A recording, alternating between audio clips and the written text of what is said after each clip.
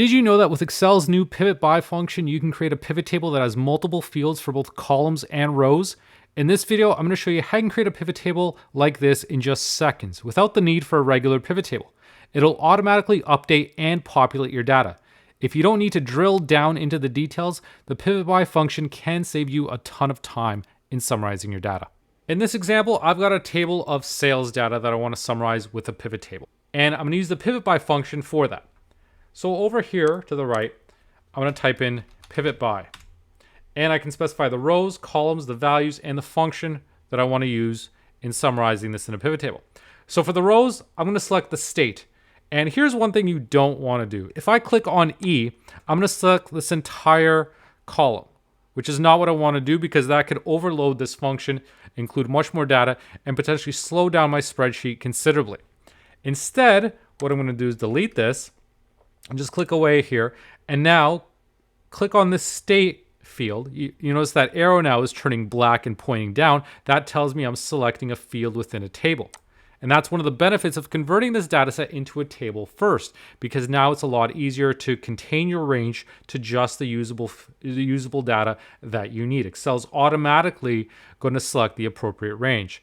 So that's crucial, especially when we're using functions like this, where they could potentially be doing calculations on a lot more cells than we need them to. So that's why setting it up as a table first is an important step here. For the columns now, I'll do the same thing, but this time I'm going to select category. So wait for that arrow to turn black and pointing down, select category, and obviously it's easy to change here as well if we need to. Now for the values, I'm going to select the total paid. And then for the function, I'm just going to go with the default, the sum. So I can hit the tab key. It's going to select sum. Close my parentheses here. And now I've got a pivot table that shows me summary of sales by state and by category of product. So I can auto fit this. So nice summary. But I can also add a bit more detail. Let's say I wanted to add the city in addition to the state. So I go back into here. This is my first argument where I select the row fields that I want to use. If I want to add more than one, I can't just add a comma because it's going to push me into the next argument. So in order to make this work, I'm going to use the choose function. With the choose function, we can specify which index numbers we want to select from a list of values. So how this is going to work is I'm going to use the curly brackets to say 1 and 2. And that's because I'm going to have two lists here. So 1 is my state values. And then afterwards, I'm going to add a comma and select my city. So this might seem a little bit confusing at first, but I'll show you how it's working.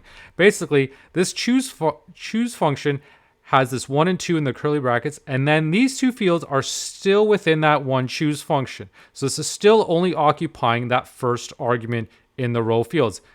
So I haven't disrupted the rest of this PIVOTBY function. The column fields are still looking at just the category. So now when I hit enter, I've got those two fields in there. I've got the state and I've got the city in there as well.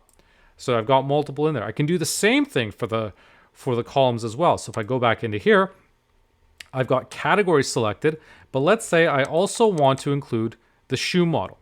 So let's do the same thing, the choose function, and open up the curly brackets, 1 and 2, close them again.